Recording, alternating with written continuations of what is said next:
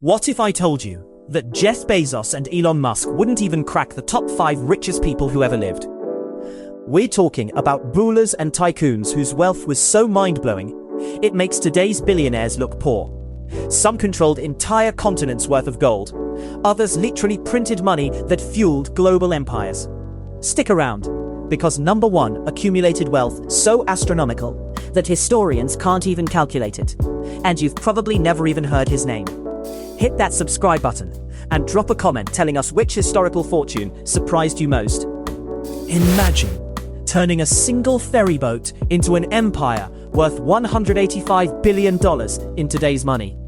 That's exactly what Cornelius Vanderbilt did in the 1800s. This American railroad and shipping magnate started with nothing, borrowing $100 from his mother to buy his first boat at age 16. By the time he died in 1877, he controlled most of the railroad lines in America, connecting the entire nation. Here's the crazy part. When he passed away, his fortune represented 1 out of every $20 in circulation in the United States. That's like someone today personally owning 5% of all American currency. His descendants built the famous Biltmore estate, which remains America's largest privately owned home, with 178,926 square feet, bigger than 4 football fields combined.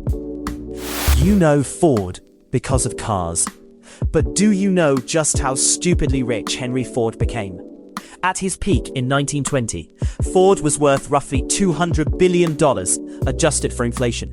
But here's what makes him different. He didn't just hoard wealth, he revolutionized how the entire world worked.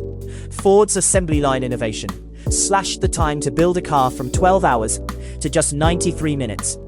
His Model T cost only $260 in 1925, making cars affordable to average Americans for the first time. The shocking detail?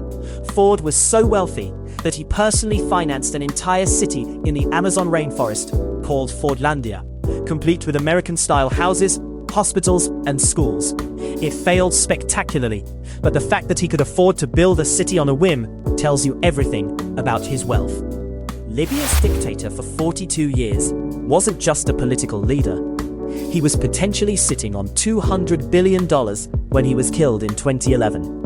Gaddafi controlled Libya's massive oil reserves, and here's the kicker: he treated the entire country like his personal piggy bank. Intelligence agencies discovered he had secret bank accounts in nearly every major country, with cash, gold, and real estate hidden worldwide. The shocking part: after his death, over $200 billion simply vanished.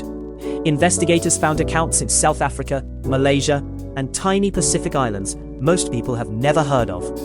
Compare that to finding 200 million $1,000 bills hidden around the planet. Even today, 15 years later, governments are still discovering Gaddafi's hidden money. His personal spending was legendary. He traveled with a bulletproof Bedouin tent and a team of 40 female bodyguards everywhere he went.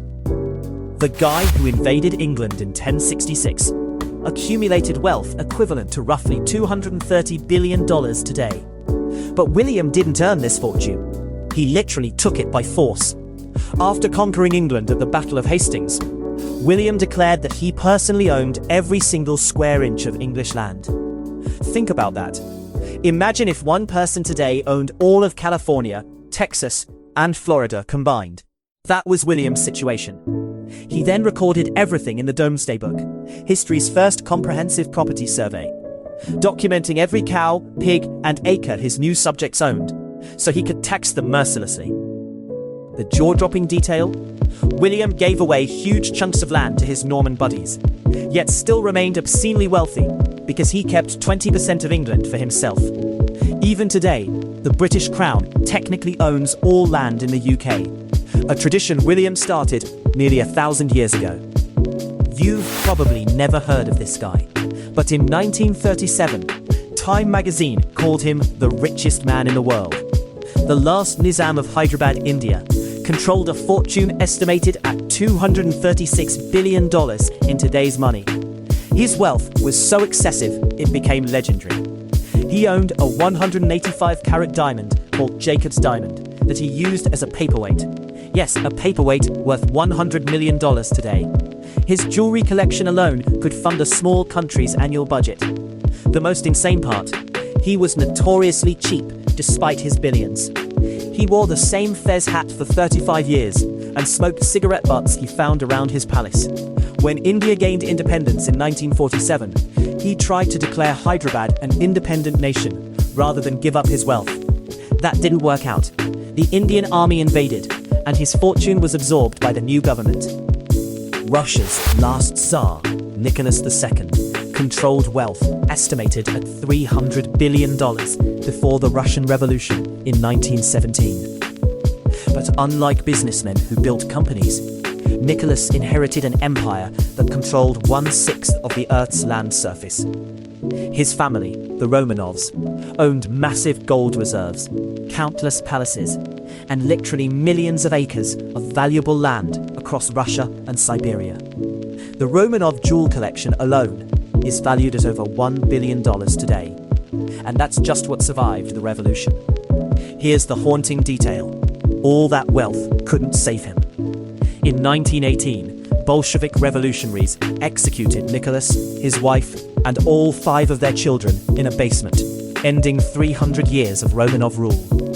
His wealth was scattered, some seized by the Soviet government, some smuggled out by fleeing aristocrats. Even now, people occasionally discover hidden Romanov treasures in forgotten bank vaults across Europe. This Scottish immigrant arrived in America with nothing and built a steel empire worth $310 billion in today's money. Carnegie didn't just get rich, he literally built America's infrastructure. His steel built the railroads, bridges, and skyscrapers that transformed America from farmland into an industrial superpower. By 1900, Carnegie's company produced more steel than all of Great Britain combined. Imagine one person's business outproducing an entire major country. But here's what makes Carnegie truly unique. He gave almost all of it away. He believed dying rich was disgraceful, so he spent the last 18 years of his life giving away 90% of his fortune, funding 2,509 libraries worldwide. The shocking detail?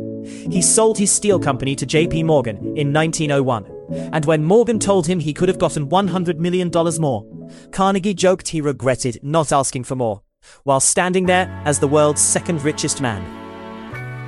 The only billionaire in American history whose wealth actually broke the economy.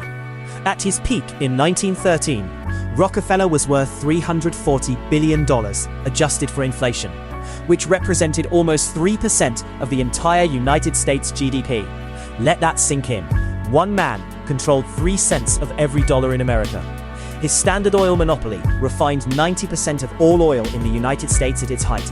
That's like if one person today owned Apple, Microsoft, Amazon, and Google combined, then added another $1 trillion on top. The mind-blowing part? Rockefeller's wealth grew so large, the government had to break up his company because it was literally too powerful.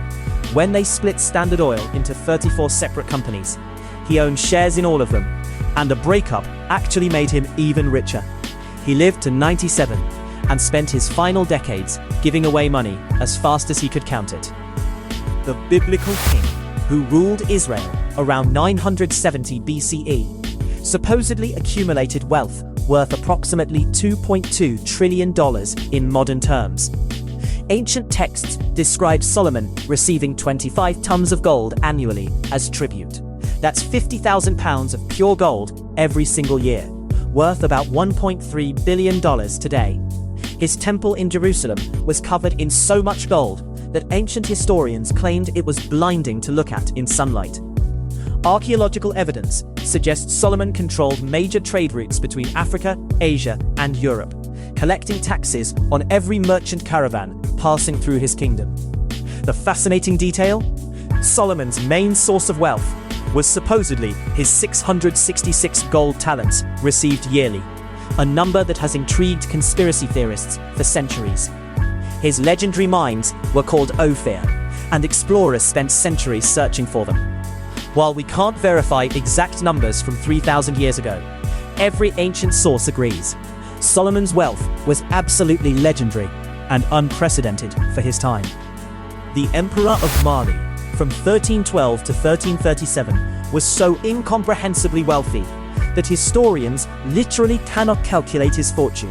Most estimates put it at over $400 billion, but many argue it's impossible to even quantify. Musa controlled half of the world's gold supply during his reign. Yes, half of all gold on planet Earth belonged to one African king. When Musa made his famous pilgrimage to Mecca in 1324, he brought 60,000 people, 12,000 slaves each carrying 4 pounds of gold, and 80 camels carrying 300 pounds of gold each. The absolutely insane part? He gave away so much gold in Cairo that he crashed Egypt's entire economy for 12 years. Gold became so common, it lost 40% of its value throughout the Middle East. On his way home, Musa had to borrow gold at high interest to stabilize the economy he destroyed with his generosity. One man accidentally ruined an entire region's economy just by being too generous. That's a level of wealth that simply doesn't exist today. Here's the bonus mind blow. If you combine the net worth of Jeff Bezos, Elon Musk, and Bill Gates right now, they still wouldn't match Mansa Musa's wealth at his peak. That's how different wealth was when you could literally own the supply of precious metals instead of just companies. Make sure to subscribe so you don't miss our next ranking, and drop a comment below. If you could travel back in time and be any of these wealthy figures for one day, who would you choose and what would you do with that power?